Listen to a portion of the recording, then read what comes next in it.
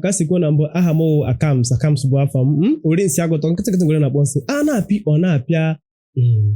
Onye ọwụ na-agba ma ihe wụ comedy, ma ihe wụ comedy related to epic and Igbo nwam. Most ndị na-emu na-arụrụ ọrụ ha nwawo ndị na-achọ m abịa. Dee m chat ya m up. Online nwe ka ha si emezi na ndị Facebook especially chọrọ ka onye ọwụ na-awụrụ blogger. I know my talent is above.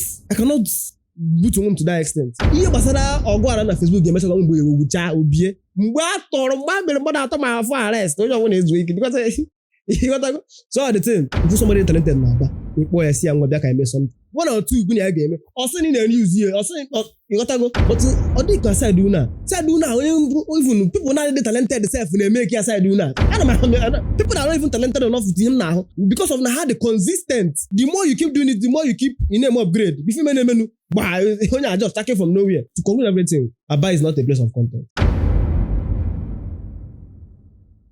Akams, the first time I saw you as a Jew, as in getting up somebody named content, Igbo CNN. Kedu ihe me Igbo CNN unabade emeko?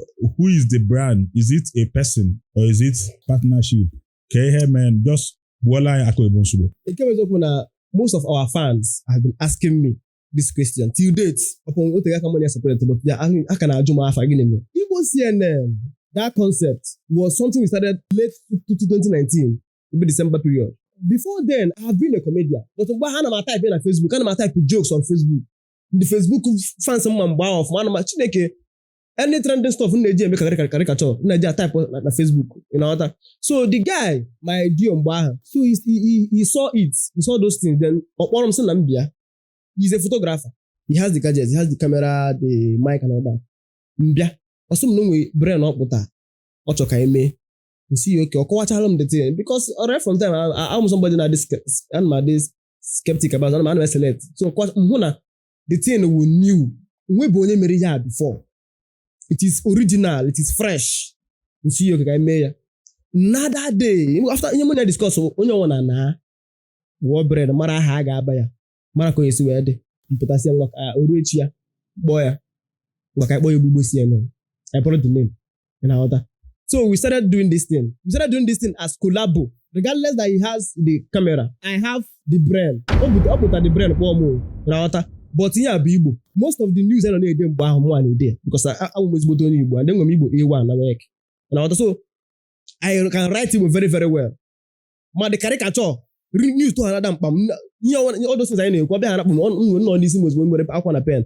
I didn't have in a funny way. The first video I made, the first ever video I made with more than 1K shares. The first video of that stuff. Ego was not in my mindset.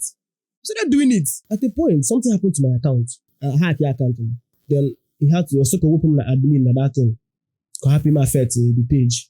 Open my account also. Okay, but add this year back as the admin. It will become a problem. Name. Even before then, self, one funny news. I don't kata. Sembia. Owu no onye ọzọ. O cast onye ọzọ for. Ịma ihe na chemistry. He cast onye ọzọ. Nsi eke na-emezi. O sị m ka ọ try onye a. I did not say much. I kept quiet. O mecha phone onye kwu ihe ọ chọrọ. Ugwukwe m that day. I did not say anything. I shoot o. Nke a na-agakwa. Mezi ma admin no problem. He couldn't oppose me admin. Kwu m okwu. I shoot go naga. People though during this course, I'm not my people that are close to me because he was more established than me then, you know, or he was okay with that. The way him with him bar. And I said, can get up on a monetization. I did yes, I did be people are mama here. And so where the monetization. Yeah, little bar will shut out the birthday. Bar I shut out to my own. Did you move for the only thing so young gadgets and only made it. So I didn't complain. Yeah, how my problem. I was just happy that our videos are. And so he couldn't make me the admin again. And make them bad. You know, instead of sounding name is something funny. Pay ja and we create it. I know when I get a create here. Me my admin. And I want my resources, my talent, my brand, my initiative, my time was even the name was me that brought the Igbo CNN. A part in this thing. He couldn't make me there, so I'm asking him at the page. At the point, you where the page name is some his own personal something. Different sign, but name is personal. And then you go. I did not bother until nwezi mgbe o ru ọ pụtazie mpụta mfụ content at the page I was not ama mgbe content ji bịa ama m onye so o shoot o post ndị asị ka emezi ya asị na ọjọọ sị mee I did not say anything and ihe agburu m mgbe ahụ because kịta almost somebody ihe mechara m is changed me to who I am today I cannot see something na like that meji ọnụ ihe ọbụla na-edo ma ya open up and say it so but then I was not like that so this thing was it kept going on we one day some not sorry go Lagos na oga nọzi na Aba that was the most heartbreaking period of my time you know something you have I know almost close to 50k followers mgbe ahụ anyị na-akwụ mgbe ahụ most of the people na-ete na Anambra apụta enwe m onye ahụ yes I agree so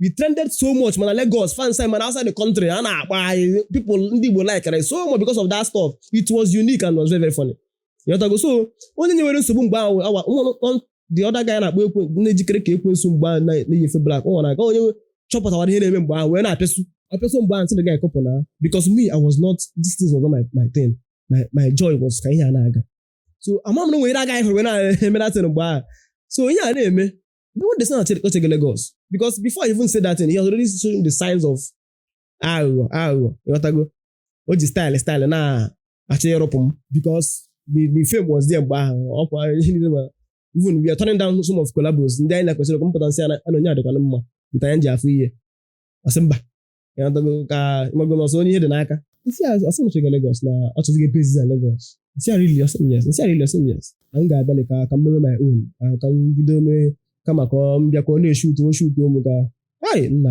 na ndị ọyị nwoke niile agwara m ihe ahụ mgbe asị maka ọ gwara gị agwa baba ata m arụ mgbe ahụ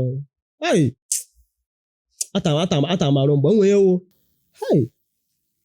square one ka a na-agwa gị ihe ahụ square one I was down I was emotionally down I was traumatized and I was depressed but nobody knew I had to pick up myself and say okay no problem mgbawa mbọ gbagide mbọ zụọ laptop mgbe ahụ because n'aka ya o ji laptop na-emedite mgbe ahụ so like amụtakwa m na laptop so zụọ laptop I actually told him before he said akuzi editing it was hard for him to teach me he did not teach me you know what zụọ laptop I got the software I started learning by myself I called one of my guy Crackwise but he came kụziri m just one time ọ kụziri m the thing because m dị smart ọ bụrụ ụmụnye ndị a niile ọ na-adịrị m easy I started editing I bought phone gbaa iPhone XR mgbe ahụ kwana ya na-eme ọ mee travel bata asọ na-aga Lagos but o mee travel bata anagata eshoot ofu mgbe ahụ we are not consistent anymore that was when the students started coming in megide Lagos ahụ gaa ya so I started shooting I started doing my thing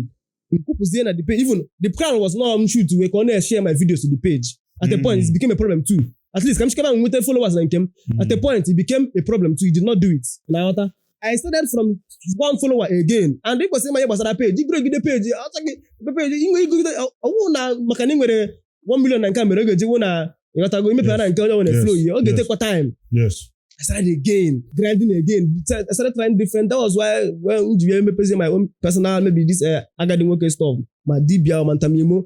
I started took aka. I went viral. I went video over here to you. Oh, wow, I'm not shoot video down. But video got very viral. So he was doing his own thing. I did not say anything because I wanted time to tell people. When in Korea now, I want them to be close to me. I could not open mouth and tell anybody anything because move for them Korea. On a mission can tell you back when I thought so. We'll be working name because I believe in myself so much. Most of you hear me na car or my initiative or hinder. Yes. So which means if I can do it, I can do it. So far I can do see I can do me 2 million times. What I go so I started doing things. I started again. People going to shoot different way. Go and tell me more.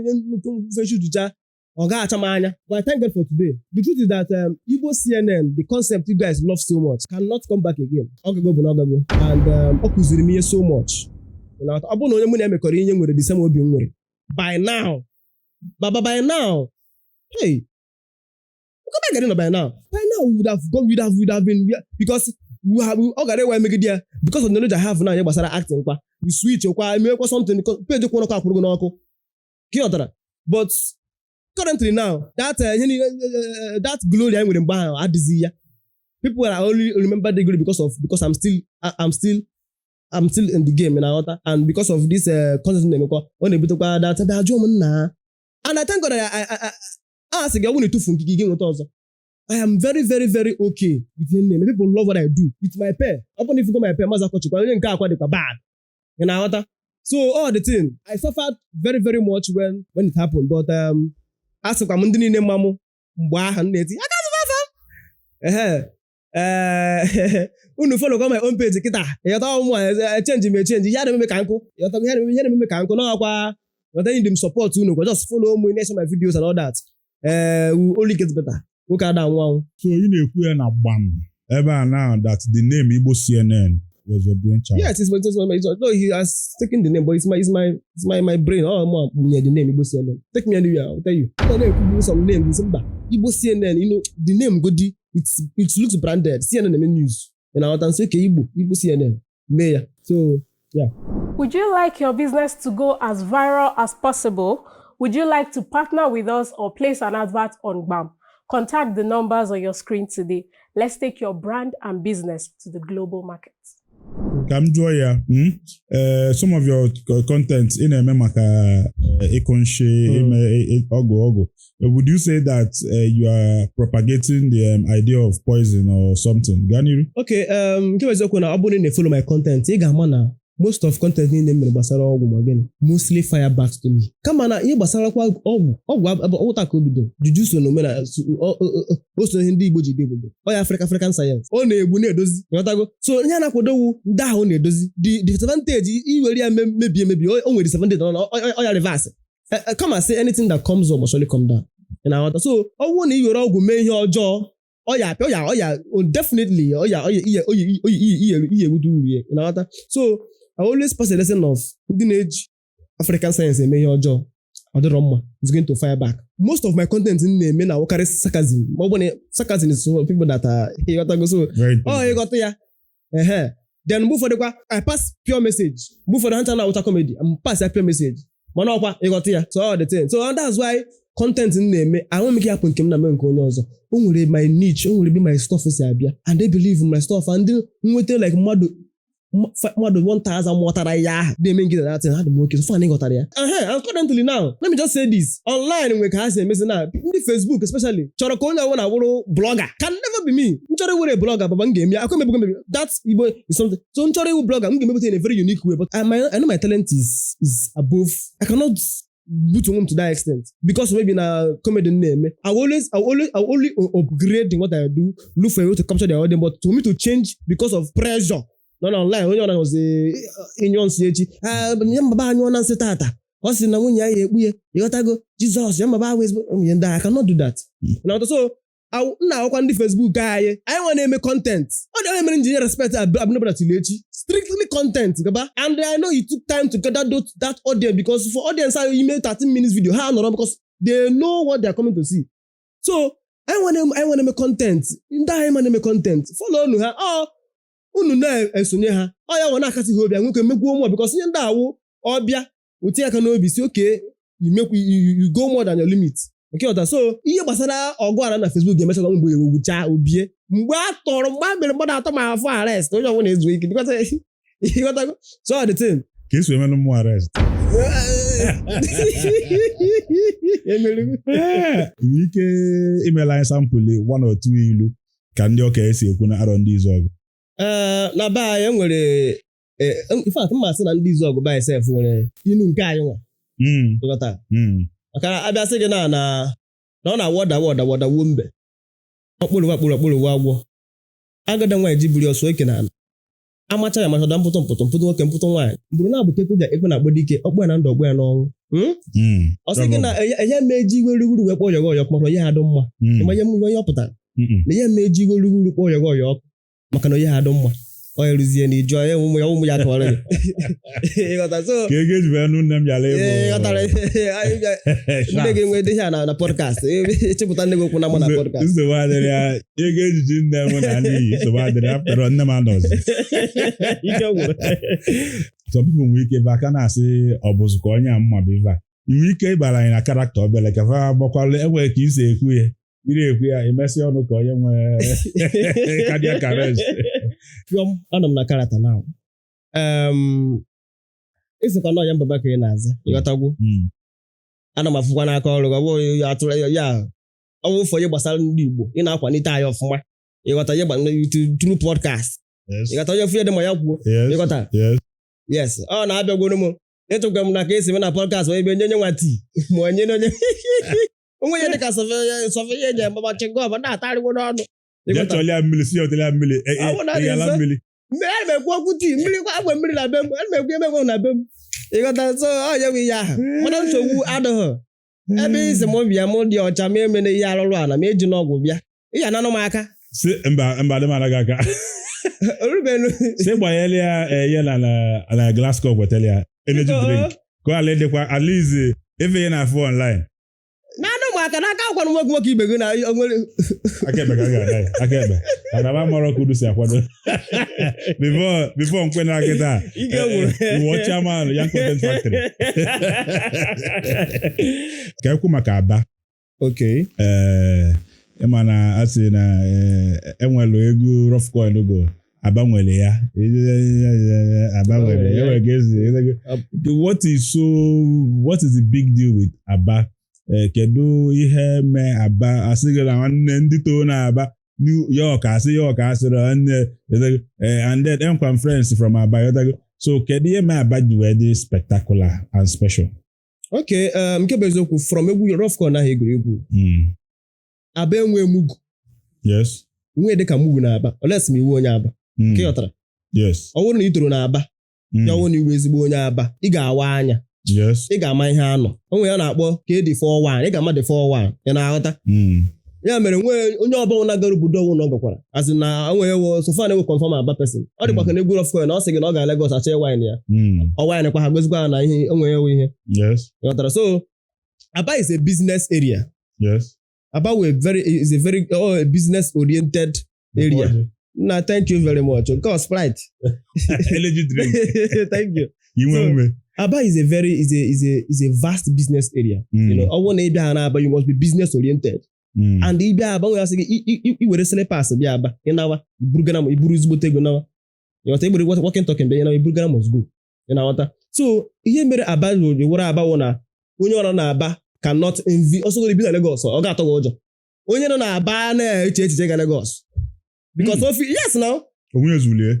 Chineke ege gị na Lagos. Na Aba ka ihe niile ha na Lagos na Aba ka na arịa. Balenciaga pụta echi arụ na Aba taa. Rụkwa the same ịchọ nke wu less quality arụ ịchọ semi less. Ịchọ original to original. Ịchọ original Balenciaga. Aba nwere ya. Kedu akwa na-akwa? Aba na-akwacha na akwa distribute to Enugu, distribute Awka, distribute to Lagos. Aba Chineke God, makwa iwe Aba. Oh, if you never come, you no go see. Onwe onye na-azụ ahịa na Nigeria, ma ndị Hausa, ma ndị Igbo, ma ndị Kotonu na-abịa Aba. Make imagine na ọ bụrụ na abịa sị na ka eme na gọọmenti na-enye anya na the industrial part of Aba. Aba ga-awụ Japan of Africa na. Arịa. Kedu slippers ọwụ? Kedu slippers na-ewe ma? Nke na-ewe ma? Versace Dior. Gringoli na Ntamimo. Ha na-arịa na arịa ka a na-ebi made in Italy na ahụ made in Italy bie ya original made in Italy gentị ọ na-agbakọ ya ngoro something nwebe na-akpụ isi mmiri n'ime arịa ịga n'isi mmiri si ha rụọrụ gị first grade iyiri ya pụta side una awa Anambra steeti una na-eto m n'eko iju omegwere nsị ọzọ na 82,000 pasị so fia Aba o fia ihe ọ n'iyi ihe niile kịta na ọgwụ na ihe niile iyi kịta na ahụ na bụ na maybe ịzụrụ ya 50,000 naira side ya mma azụ this exact thing mee gị na 30,000 or 25,000 naira ma mba shop mba Aba ha lụọ Gucci ha na-ede Gucci ka ọ bụ Ugochi because ana m afụkwa nke a na-alụọ Gucci na-afụ Ugochi ma alụọ Louis Vuitton ya ka m ji wee sị gị na ihe niile a nwe grade by grade enwe ndị na-arụ Gucci dee ya Gucci ndị a na-edu Ugochi nya ka ọrụ ndị ogbenye aka na yotago ọmọdé na-azụ Gucci enwere ka ruo Ugochi resị gị n'ọnụ Gucci ndọkwa ibe ya amadị ka eji ọgwụ ichekwa na Gucci ka igo ị na-azụ ebe mmadụ ya sị gị ya ọgwụ Ugochi ka edene ya kedu ka the business of content creation si dị na Aba kedu level ifili na Aba nọ and ke onwe ihe ifili that Aba needs to do in terms of content creating so that they can at least match some other areas? Ganiru? Okay, in terms of content creating. Yes. Because I'm not about content creators, not just you. Yeah, about a content creator, but we are few. If somebody talented Naba, people see I'm going to make something. One or two good again. Also in a news here. Also in even when we do self, I didn't feel because of it might have been a guy. You got somebody to use. Come on in, people don't wiggy. You can never you wiggy. Not somebody you. I wouldn't use wiggy. Unless me my name. I'm putting us in the use of my album. You have that mentality. So all the thing. We have talented people, but we have few people that are making it a content. Content. But other can say do now. Even people not talented themselves when they make it say do now. People that are not even talented enough to him now because of how the consistent. The more you keep doing it, the more you keep in name upgrade. If you menu, when you just starting from nowhere. If you say go on working, I feel you every day procrastination a career. You cannot even work. You don't have much. If we have much content creators, make a god. What are you saying? On automoto to see the in automoto side do now. The rate of collaboration, the way you guys do your unika be say by go going down at all. But other side, yeah, people more the side they go boost up. Hey, oh my god. I want to be at this. You will take one beer because I'm sure that I can't my name. So to go there beer, what will beer? I can be at it. To go there beer because I just wish there's going to be a change. Now, and I hope so. I come on about village. I believe in the city so much. I love the city. It's a quite cool on the lowest low. You can't to conclude everything. Aba is not a place of content. You have not much people. You got this few of us now. You can season Aba. You know. People name different things because character. Somebody name opposite of my character. We make collab. We can balance. You want to go name different things and name all the if you would the more judge model from maybe no way followers no or name the source of the quality of his name. Would he be man this thing with potential? The man name is no. Adam very Adam very picky. Because Adam talented. Adam talented. So I cannot settle for less. So you can go to how serious is the name? You got T and I want to get here what you want to do. Then somebody who only to do that your manner, yes, no yama, auto. And then when this good spirit with all this on say so. But the teacher will be your tea, and your footy. I will not gaga, but you make them get gaga. Can you, if you new weekend shout out na Anambra State, Anya, Emana, Nandia, maybe Mbwebi and Hanabata go for me. And when they need the shout out. First of all, I'm going to give shout out to MC Shared. MC Shared, MC said, the first time I came to Anambra, he's the one in our Muniaku. Then I'm giving shout out to Don Charles Onyego. I'm giving shout out to CEO Kemfa Hotel and Suits. I'm giving shout out to Abino Brothers. That my family. They just have from online, then reached out to me. I've been following them. They reached out to me. I said, they like me and I like them so much. Chugos Yunu. Shout out to Oje Watapatako and his friends. Ndakwa, my people, my fans, my brothers. Like him name. They that free support and everything. And shout out to Ndini Nemona Harko Anambra State. Special shout out to Efibu. I like him, that guy so much. Najisike, God bless you so much. And all other content creators with good spirits because I believe so far we so shout out to Ndini Nemona Amiko Anambra State. You guys are all amazing. I shout out to Gbam. And you as a content, Thank you for watching Gbam. Do you want to be heard? Would you like the world to hear your story? Do you have anything educative, expository, enlightening, or informative to share with the whole world? Or would you like to show your God-given talent to the world? Come now to the most popular Igbo interview in the whole world, Gbam. Also, if you would like to place an advert or partner with us or take your business to the next level, contact the numbers on your screen today. Don't forget to follow us on all social media platforms at Young Content Factory. Thank you.